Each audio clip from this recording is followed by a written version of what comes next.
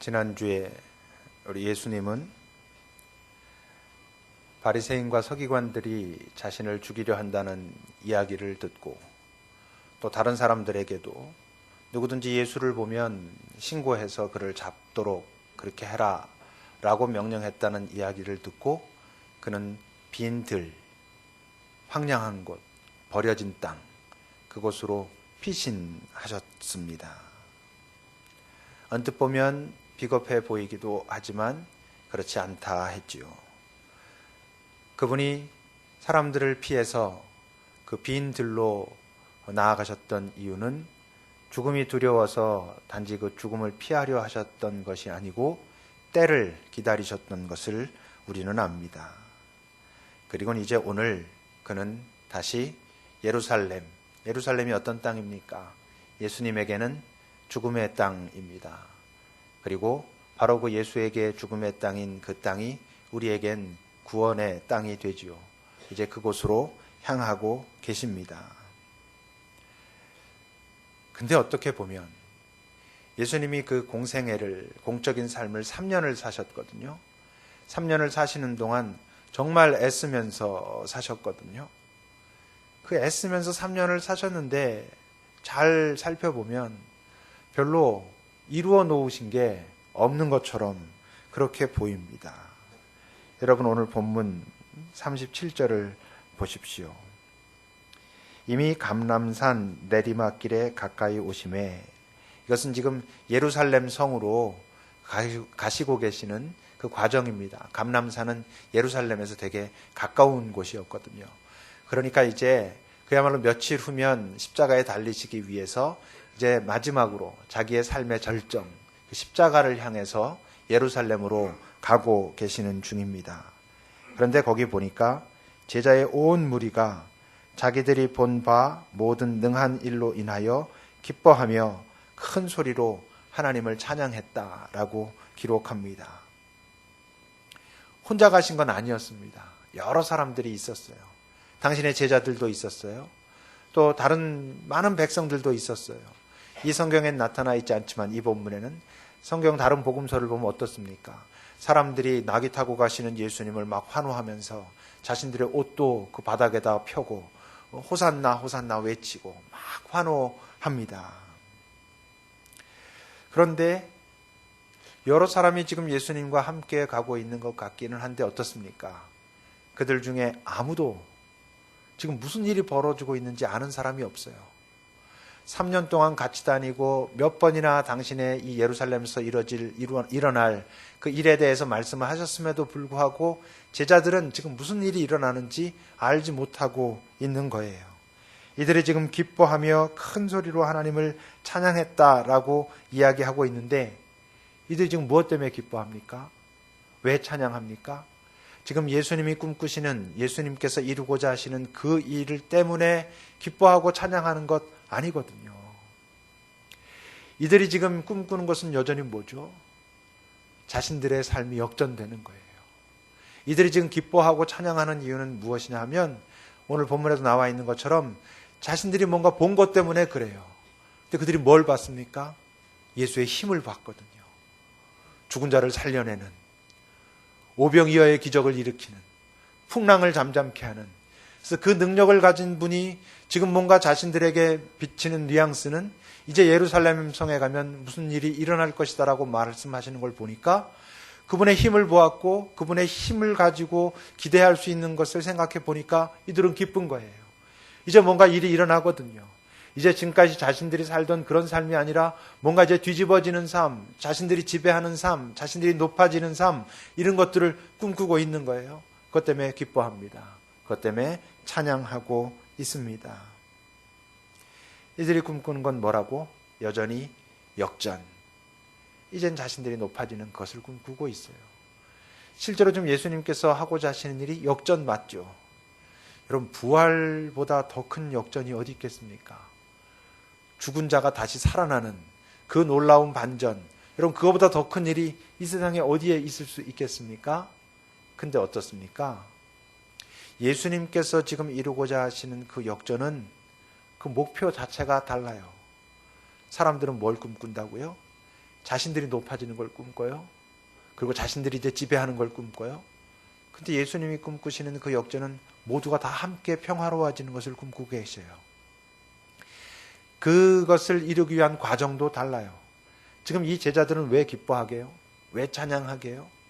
예수님이 당하실 고난이 있지만 그 고난 뒤에는 부활과 영광이 있기 때문에, 그것을 알기 때문에 아니에요. 이들이 기뻐하는 것은 예수의 힘 때문에 기뻐하는 것이고, 그래서 이들이 그 역전을 꿈꾸면서 그 가고자 하는 과정도 고난이 아니에요. 순환이 아니에요. 이겨내는 거예요. 큰 힘으로 지금까지 강하다고 말하던 자들을 눌러가지고 이제 이루어내는, 그것을 기뻐하고 있어요. 다 다르죠. 예수님이 지금 가고자 하시는 그 과정은 힘으로 하는 세상이 아니라 고난을 받으심으로 감당하는 그 평화거든요. 그러니까 지금 제자들은 아무것도 알지 못해요. 근데도 언뜻 보면요, 제자들도 같은 생각을 가지고 있는 것처럼 보입니다. 여러분 38절을 보십시오. 그들이 이렇게 찬송해요. 주의 이름으로 오시는 왕이여, 하늘에는 평화요, 가장 높은 곳에는 영광이로다. 이렇게 그들이 찬양하고 환호해요. 근데 문제가 뭐라고요?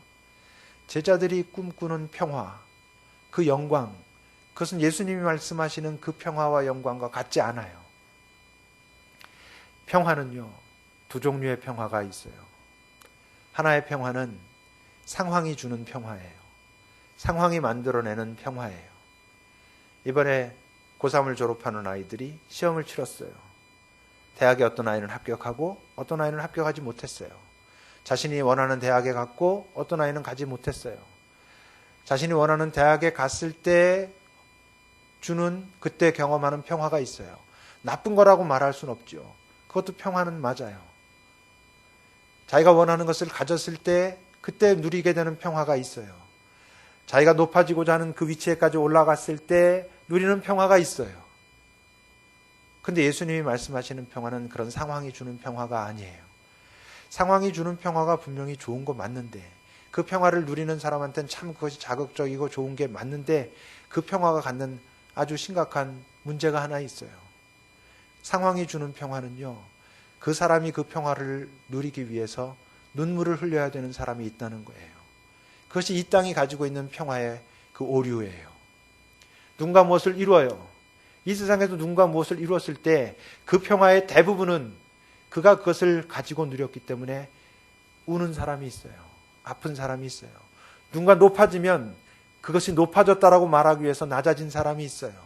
대학에 합격한 게 나쁜 건 아니지만, 좋은 것이지만, 어쨌건 그들이 왜 기뻐하냐면 누군가 떨어졌기 때문에 기뻐하는 거예요. 말이 안 될 것 같죠. 근데 그래요. 다 합격하는 거라면 그렇게 기뻐하지 않아요.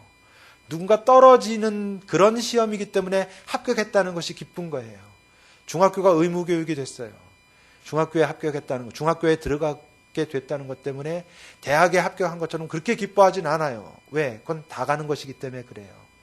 이 세상에서 많은 사람들이 기뻐하고 내가 요즘 너무나 평화롭고 좋아 라고 말할 때 그 대부분은 다른 사람은 다 누릴 수 없는 어떤 것을 자기가 누리고 있다는 것 때문에 그가 평화를 이야기하고 평화를 누려요. 그래서 이 세상이 주는 평화는 상황이 만들어내는 평화예요, 대부분. 근데 예수님이 말씀하시는 평화는 그런 평화가 아니에요. 그 존재, 그냥 그 존재에 평화의 공간이 있어서 누리는 거예요. 내가 이번에 대학에 합격하면 좋지만 대학에 합격하지 못했다고 해서 분명히 아프고 아쉽고 슬픔도 있겠지만 그것 때문에 절망하진 않는 거예요. 그것 때문에 자기 안에 있는 평화를 놓치진 않는 거예요. 그것 때문에 나는 쓸데없는 인간이고 나는 아무것도 아닌 인간이라고 자기를 비하하지 않을 수 있는 그런 공간을 갖는 존재가 되는 거예요. 그런 존재들이 느낄 수 있는, 누릴 수 있는 평화가 있어요. 내가 가지고 있는 것이 남이 가지고 있는 것보다 많지 않지만 지금 내가 가지고 있는 그것을 잘 누릴 수 있는 존재가 되는 그런 평화, 그런 것을 주님은 꿈꾸고 계셨어요. 근데 제자들은 그렇지 않았어요. 제자들이 지금 평화를 이야기하고 영광을 얘기할 때 그들이 꿈꾸는 것은 남들과 비교했을 때 이젠 자기네들이 더 높아지는 거예요. 더 많이 갖는 거예요. 그래서 자신들이 지배하는 거예요. 그것을 꿈꾸고 그것이 될 것 같아서, 그것을 이루칠 것 같아서 그분과 옆에 있다는 이유 때문에 그들은 찬양했고 그들이 꿈꾸는 평화는 그랬어요. 어떻게 알 수 있어요? 바로 그랬기 때문에요. 그들은 당신이 자기네들이 그렇게 사랑했다고 하는 당신의 자신들의 스승 예수의 죽음 몇 시간 전까지도 그들은 싸워요. 뭐 갖고 싸우죠? 우리 중에 누가 더 크냐 가지고 싸워요. 왜? 그들의 관심이 그거였기 때문에 그래요. 더 큰 자가 돼야 평화로울 수 있다라고 여전히 믿고 있기 때문에 그들은 그래요. 그러니까 예수님은 지금 마지막 자리 많은 사람들이 함께 그와 함께 가고 있었지만 예수님과 똑같은 마음을 같은 것을 보고 있는 사람은 그 안에는 없었어요. 그러니까 어쩌면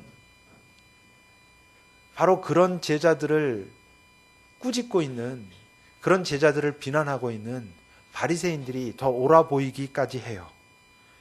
여러분 오늘 본문 39절을 보십시오.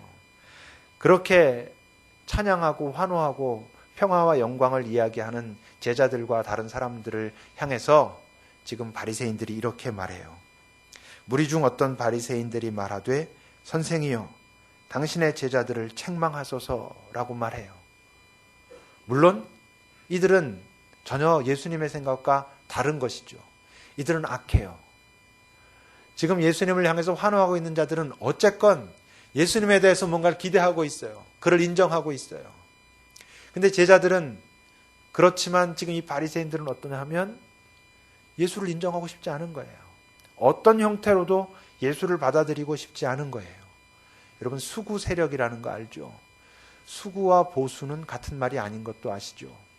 보수 세력이다라고 하는 것은 뭔가 변화하는 것을 경계하긴 하지만 그 변화가 무엇인지 진지하게 알아보고 그렇게 변화되면 우리가 지금까지 지켜오던 것이 더 좋겠구나라고 인정하게 되면 그것을 받아들이는 거예요.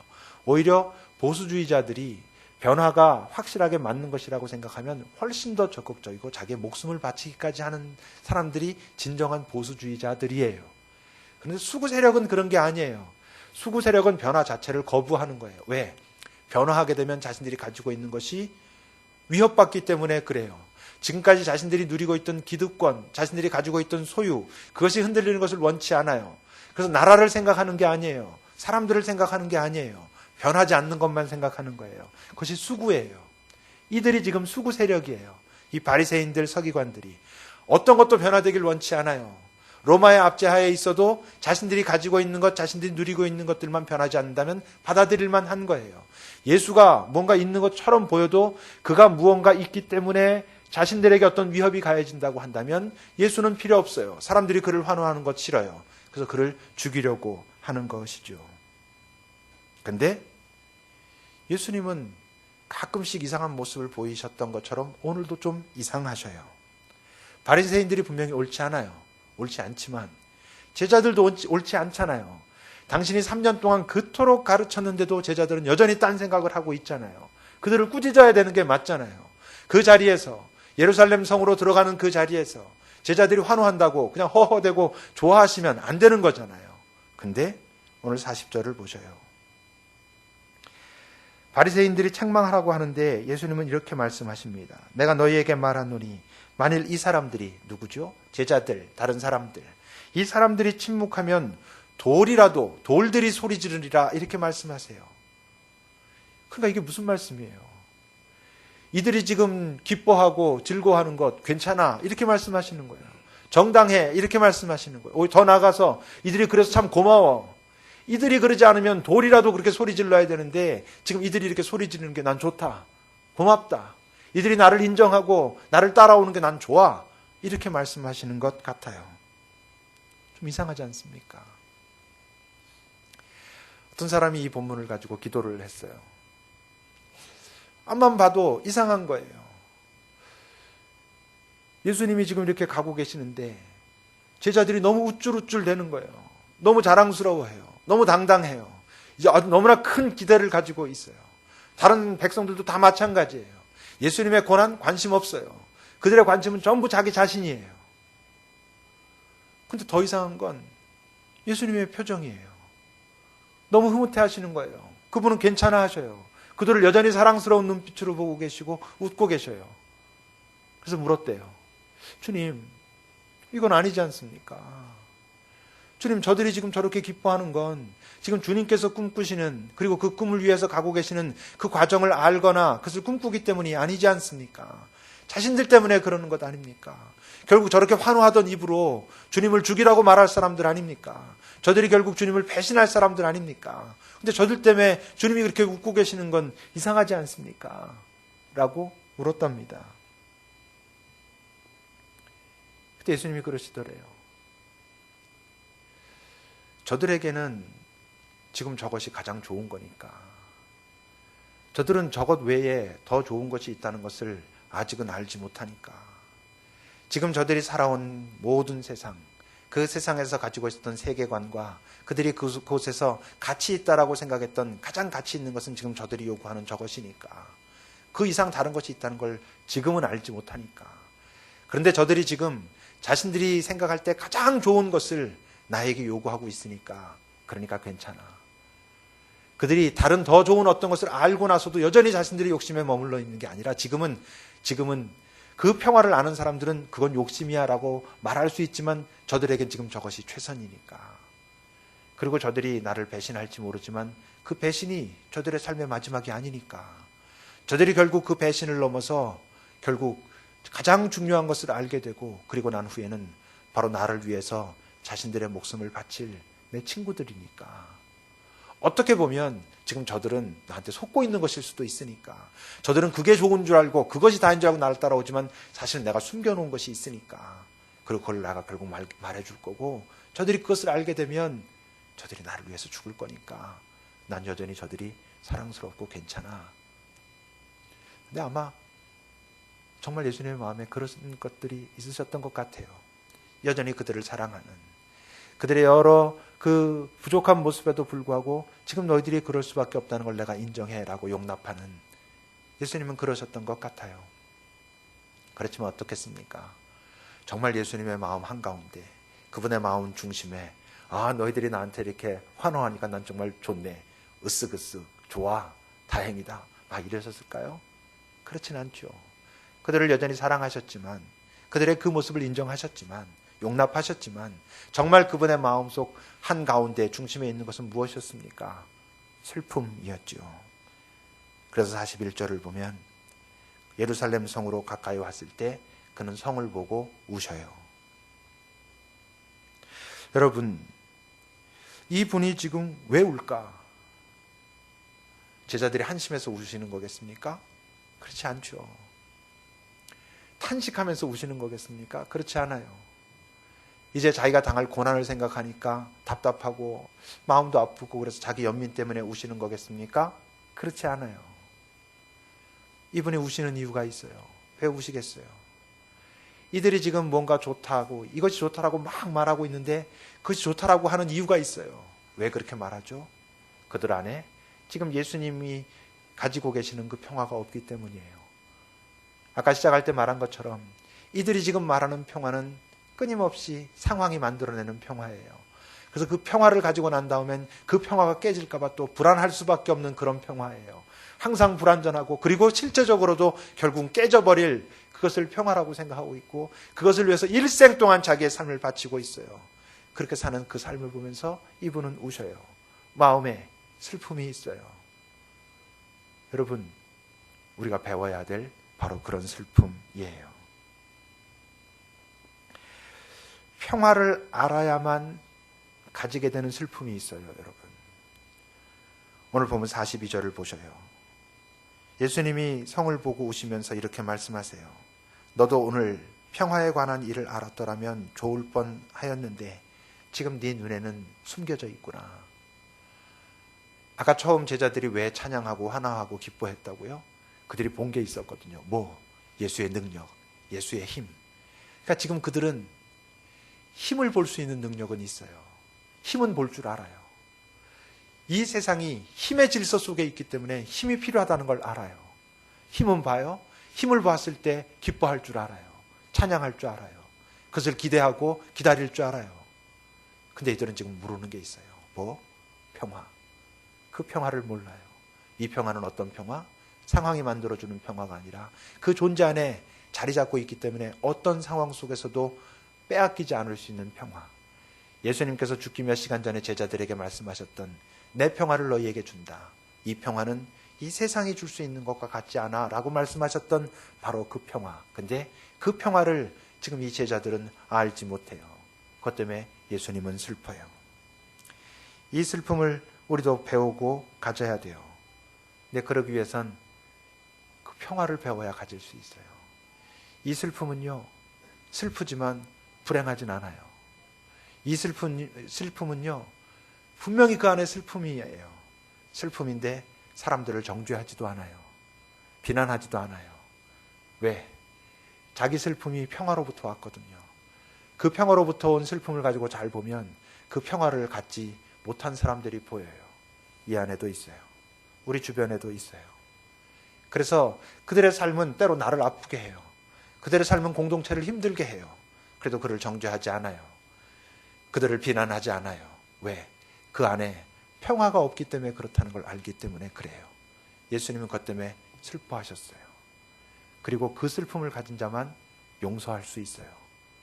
그 슬픔을 가진 자는 불행하지 않아요. 평화롭거든요. 여러분, 불행한 사람은 용서할 수 없어요. 이 세상에 많은 사람들이 용서하지 못하는데, 용서하지 못하는 사람을 또 이해해야 하는 이유는 그가 행복하지 않기 때문이에요. 행복하지 않으면 용서할 수 없거든요. 예수님은 그 안에 슬픔이 있었지만 불행하지 않았어요. 여전히 평화로우셨어요. 그 평화로 용서하셨어요. 사랑하셨어요. 그 슬픔은 예수님이 십자가에까지 가지고 가셨던 그 슬픔이죠. 그래서 여러분, 예수님께서 십자가 위에서 하신 첫 번째 말씀이 뭐예요? 저들을 용서해 주십시오. 그리고 나서 저들이 지금 자신들이 무엇을 하는지 알지 못합니다. 저들 안에 평화가 없고, 저들이 꿈꾸는 건 끊임없이 상황이 만들어내는 평화고, 내가 자신들에게 상황이 만들어내는 평화를 줄 수 있다고 믿었다가 그것을 받지 못하니까 오히려 나를 배신하고 나를 죽이고자 합니다. 처음부터 나를 욕했던 저 바리새인과 서기관들조차도 그들 안에 평화가 없으므로, 지금 자신들이 가지고 있는 것을 놓치면 죽을 것 같아서 그것에 대한 위협을 주는 나를 보면서 나를 원망하고 나를 원수로 삼고 나를 죽이려 합니다. 그건 죽이고 있습니다. 그러나 주님, 아버지, 저들을 용서하여 주십시오. 저들이 정말 중요한 것이, 정말 가져야 할 것이 무엇인지 알지 못하기 때문에 저러기 때문입니다. 라고 기도하시는 거지요. 근데 알아야 돼요. 그렇다고 해서 무지가 알지 못하는 것이 우리를 구원할 수는 없어요. 이 다음 심판날의 때에, 심판대에 섰을 때 몰랐습니다 라고 하는 것이 변명이 될 수 없다는 거예요. 예수님이 그 평화를 보여주셨기 때문에 그래요. 우리는 내가 너무 힘들고 아프면 그 평화를 알고 싶지도 않아요. 됐대요. 그냥 나 이렇게 내버려 두라고 그렇게 고집을 부려요. 잠깐 부려도 괜찮아요. 여전히 사랑하셔요. 근데 끝까지 그러면 안 돼요. 결국 우리 모두는 하나님 앞에 설 거고, 그때 가서는 몰랐다고 하는 것이 이유가 될 수 없기 때문에 그래요. 오늘 본문 43절과 44절을 보셔요. 참 슬프긴 하지만 너희들이 눈에 숨겨졌구나. 그렇지만 결국은 날이 이를 텐데 네 원수들이 토둔을 쌓고 너를 둘러 사면으로 가두고 또 너와 및 그 가운데 있는 네 자식들을 땅에 메어치며 돌 하나도 돌 위에 남기지 아니할 때가 올 텐데. 무슨 소리게요? 지금 네가 그것이 너를 보호해 줄 거라고 믿고 있는 그 모든 것들이 다 무너지는 날이 온다는 거예요. 상황이 주는 평화는 결국 깨지게 된다는 거예요. 그럴 때가 올 거라는 거죠. 네가 이 땅에 죽는 날까지 행복했다고 그게 행복한 것이 아닐지도 몰라. 자주 얘기했죠? 어리석은 부자라고 예수님께서 말씀하셨던 그 부자는 죽는 순간까지 행복했어요. 자기가 많은 것들을 이뤘다고 생각하고 어디 오늘 편안하게 자자 그러다 끝났어요. 그런 죽는 순간까지 자기가 행복하다라고 생각했지만, 상황이 주는 평화를 누리면서 살았지만 그는 어리석다라고 주님께서 말씀하셨어요. 그래서 뭐라 말씀하십니까? 지금 네가 보살핌 받는 날을 알지 못함을 인합니다. 보살핌 받는 날이라는 게 밑에는 뭐라고 다른 말로 설명되어 있냐면 심판받는 날이라고 설명되어 있어요. 심판의 날이 온다는 거예요. 다른 말로 하면 네가 정말로 무엇이 너를 보호하고 너를 구원할 수 있는지 네가 알지 못하는구나. 그것 때문에 예수님이 슬퍼하고 계시다고 하는 거예요. 그래서 알아야 돼요. 뭘? 예수 그리스도의 그 평화를 우리가 알아야 돼요. 그래야 제대로 살 수 있어요. 그래야 예수님이 사신 것 같은 그 삶을, 우리에게 살라고 명령하시는 그 삶을 살아낼 수 있어요. 예수를 말하면서도 여전히 여러분들이 상황이 주는 평화를 꿈꾸고 있다면 오늘 현재 이 모습, 오늘 본문에서의 제자들과 다를 바 없어요. 그를 기뻐해요. 그를 찬양해요. 왜? 그의 능력을 알기 때문이에요. 그는 뭔가 뒤집을 수 있는 그런 능력이 있다는 걸 알기 때문에 실제로 있어요. 근데 주님은 그 방법으로 변화시키길 원치 않으셔요. 근데 여전히 여기서 그것을 꿈꾸고 있을 수 있어요. 그 평화를 알지 못하니까 그래요. 여러분들도 아직도 그 평화를 알지 못하고 있다면 지금 여전히 제자처럼, 오늘 본문의 제자처럼 그것을 요구하고, 그리고 그것 때문에 갈등하다, 그것 때문에 예수를 죽일 수도 있어요. 예레미야 33장 3절에서 뭐라고 말씀하시죠? 내게 부르짖으라 라고 말씀하셨어요. 그럼 내가 응답하겠다. 네가 알지 못하는 크고 그러나 지금은 숨겨진 그것을 내가 너에게 보여줄 거야. 엄청나게 큰 어떤 비밀이 숨겨져 있어요. 여러분 그게 뭘까요? 강력하게 부르짖으면 하나님은 내가 꿈꾸는 것보다 더 좋은 걸 주실 거야. 맞는데 그 좋은 게 여러분들이 생각하는 것이 아닐 수 있어요.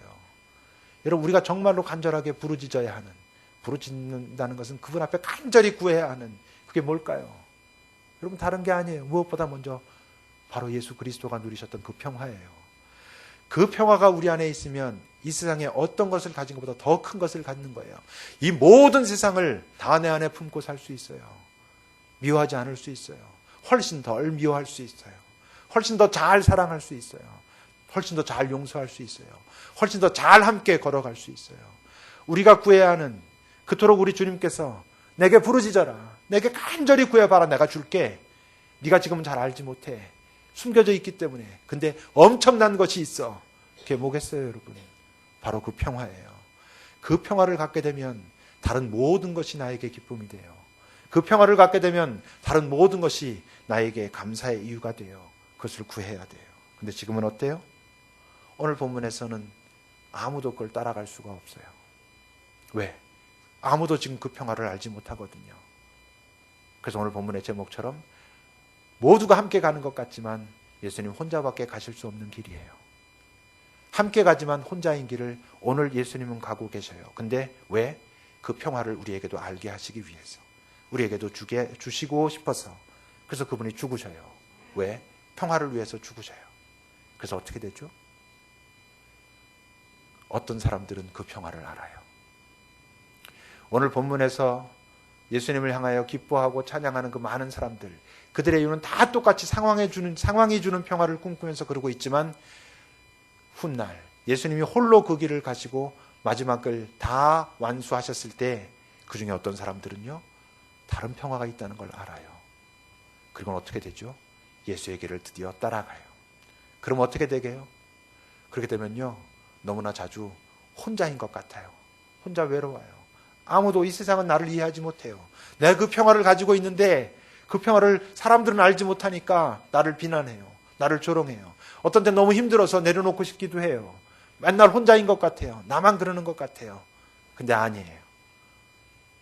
예수님은 함께 가는 것 같지만 혼자 가셨지만, 예수의 평화를 우리가 담고 이 세상에 살면요, 혼자인 것 같지만 함께 가는 길이에요. 먼저 주님이 나와 함께 하셔요. 그리고 그 평화를 알게 된 자들이 내 옆에 있어요. 주님께서 만나게 하셨어요. 여기는 우리들 모두는요, 바로 그 평화를 품고 이젠 내가 혼자 갔던 그 길을 너희는 함께 가라고 불러 모으신 거예요. 그 평화를 배우셔야 돼요. 그 평화를 배워야 이 땅이 평화로워져요. 잘. 내가 평화롭기 때문에 우는 사람이 있는 게 아니라 내가 평화로우면 내 옆에 있는 사람에게도 그 평화가 전염되는 그런 평화가 필요하단 말이에요. 그 평화를 주님께서 우리에게 주시길 원하셔요. 그걸 우리가 구해야 돼요.